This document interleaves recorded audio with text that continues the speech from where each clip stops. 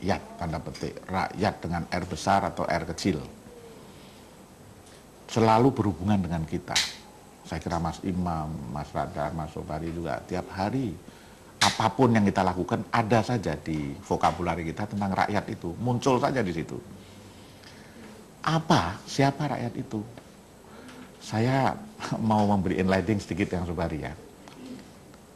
Waktu saya umur 7 tahun, 9 tahun, masih ada Belanda itu, Mas Imam. Di kampung saya di Pekajangan, di Pekalongan. Itu si Belanda-Belanda ini, Sinyo, kalau di sana kan namanya Sinyo. Itu ada yang namanya Adam, saya tak tahu last name-nya. Sunat. Dia sunat. Jadi saya umur 7 tahun, 8 tahun itu, kalau dia keluar, itu kan anak kecil di Jawa, wah ada Sinyo sunat, kan gitu. Lari-lari dikejar gitu, anak kecil, kebahagiaan anak kecil. Pulang dia ke situ, duduk sama teman-teman Sinyonya itu, makan yang kemudian sekarang saya tahu itu adalah keju. Kalengnya itu biru, ternyata sekarang keju Kraft. Tahu ya Mas Ilham, Kraft ya? Habis makan dibuang kan, gitu ya, dilempar gitu. Nah, ingatan saya itu sampai hampir menangis saya sekarang itu. Kita rayahan, kaleng keju itu rayahan. Mergo ono sisane. Jadi itu kita kita pakai cuil-cuil gitu terus kita makan. Saya baru tahu sekarang itu namanya keju. Kraft. Nah, sekarang Mas Imam yang pengalaman kira-kira itu 50 sekian tahun yang lalu terjadi lagi. Ada yang makan nasi aking. Nasi aking itu kan nasi mambu bekas gitu, lalu dijemur, kemudian nanti bisa dimasak lagi. Kalau di Jawa itu pakai kelapa, jadi lebih gurih gitu ya. Itu satu, rakyat. Jadi selalu minggir, gampang gumunan. Kalau ada kelihatan barang itu gumun, tidak bisa bicara Mas Imam, tidak bisa menyampaikan. Dalam susah, dalam senang itu nggak kelihatan lah, seingat saya. Tapi tegar, sengsoro nggak apa-apa, begitu ya Mas Sobari ya. Kemudian kalau saya tanya di Panglima Polim itu kalau jam 3 pagi, kalau ya kalian masih bangun pagi jalan, ada pasar sayur itu, setiap jam 3 pagi itu ada sayur. Lalu rame itu beli. Tapi kalau ditanya bisa nyanyi Indonesia Raya, mboten sakit.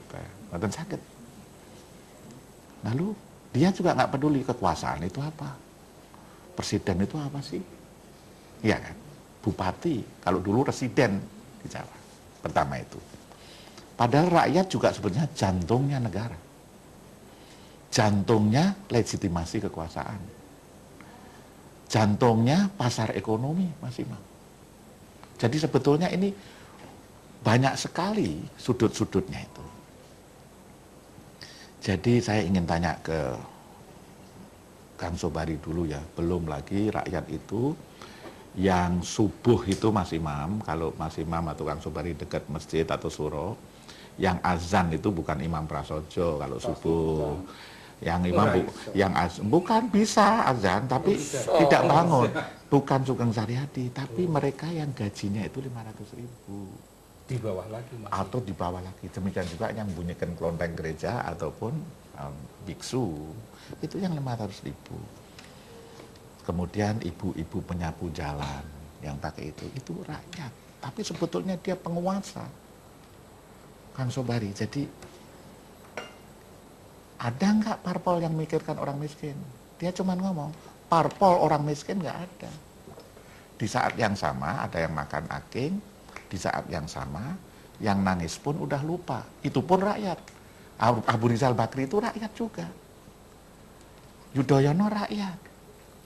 Cuman beda-beda konsepnya tentang rakyat. Kang Sobari, saya ingin asesmen Anda. Ya, saya kira betul bahwa pada akhirnya setiap orang mempunyai hak untuk menganggap dirinya rakyat. Tapi kalau kita bikin agak relatif dipisah-pisah, kira-kira rakyat itu mungkin golongan miskin. Satu, mungkin golongan yang marginalized, mungkin golongan yang menjadi the oppressed. Nah, tiga-tiganya ini bisa dimiliki oleh satu individu. Dia sudah sangat miskin, sudah pasti juga marginalized, sudah juga dengan sendirinya menjadi the oppressed, outcast atau apa. Tapi ada yang hanya miskin, tidak marginalized oleh sistem apapun, oleh ekonomi, oleh miskin tentu marginalized oleh sistem ekonomi, tapi secara sosial, secara politik mungkin bagian yang hangat dari proses. Tidak juga menjadi the oppressed, tidak terlalu menjadi the oppressed, hanya miskin biasa, tidak karena dia tidak butuh ketergantungan dengan kapitalis, tidak dengan siapa. Dia miskin tapi hidup di kampung, dia makan dari apa yang bisa ditanam dan bisa diproduksi di tingkat kampung, tidak terlalu tergantung ke sana kemari. Nah, itu ada kelas-kelas macam itu kira-kira. Tetapi ada yang hanya miskin toh, ada yang hanya marginalized toh, ada yang di oppressed toh. Kira-kira ada yang keseluruhannya itu menjadi atribut bagi satu orang individu tertentu atau sekelompok individu tertentu. Tapi saya malah ingin menekankan bahwa barangkali the poor, the oppressed dan marginalized atau the outcast itu adalah milik dari himpunan masyarakat yang barangkali jumlahnya sekarang 50 juta atau mungkin 100. Bisa lebih. Nah, bisa seperti itu. Lalu kalau kita harus memikirkan ini, bagaimana memikirkannya? Mungkin pertama-tama mereka itu harus ditempatkan dalam posisi yang agak tepat secara konstitusional. Mereka itu pemilik. Mereka itu pemilik republik ini, pemilik paling sah. Dan karena itu sebetulnya kalau pemilik ini menjadi tidak berdaya sama sekali, ini bukan sesuatu yang asing sama sekali dalam proses sosiologi politik. Sama sekali tidak asing karena pertarungan antara mereka yang memiliki kekuasaan sangat kecil dengan mereka yang memilikinya sangat besar jumlahnya, melimpah-limpah, itu akan membuat proses itu menjadi proses penundukan. Relasi-relasi politik yang tidak sehat bukan sebuah usaha mencari partnership, kesetaraan antara satu golongan dengan yang lain, tapi itu proses penundukan. Sampai sekarang, itu artinya mentalitas mereka yang bukan golongan the oppressed, bukan golongan the poor, bukan golongan marginalized, itu polanya adalah pola sangat VOC sentris.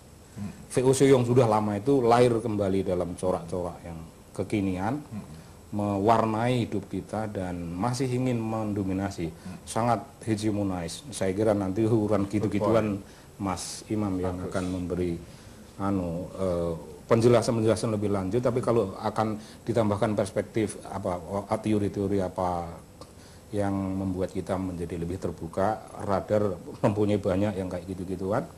Nah, ini mungkin agak lebih bagus. Tapi yang patut disadari bahwa kalau kita memakai hati nurani yang agak tulus, maka sebetulnya tidak ada seorang pun pemimpin, apalagi presiden, wakil presiden, menteri, yang boleh merasa sudah lunas membayar hutang-hutangnya kepada pemilik negeri yang tempat kita kos. Rakyat itu adalah dalam himpunan komunitas, adalah orang Betawi yang kita injak-injak dan kita singkirkan dengan semena-mena. Rakyat itu adalah aboriginal di Australia yang dibuang semena-mena. Rakyat itu adalah orang-orang Indian Amerika yang dimarginalize oleh sistem politik dan sistem ekonomi, sistem kebudayaan Amerika yang juga angkuh. Rakyat itu adalah orang Irian yang tidak kita perhatikan sama sekali. Atau yang kena dan seterusnya. Sudah pasti itu bagian dari itu. Meskipun itu tidak disengaja, tapi ada sesuatu kesengajaan untuk tidak begitu peduli. Good point. Tidak sengaja, tapi bahwa Anda tidak sengaja itu sudah baik, tetapi berikutnya ternyata Anda tidak punya kesengajaan untuk menunjukkan suatu tanggung jawab kemanusiaan. Jangan dalam perspektif bisnis, bahwa ngomong ini mesti ditolong dengan cara gini-gini. Saya tidak terlalu percaya kepada basa-basi politik yang hebat-hebat itu. Gitu, Mas. Good point, Pak.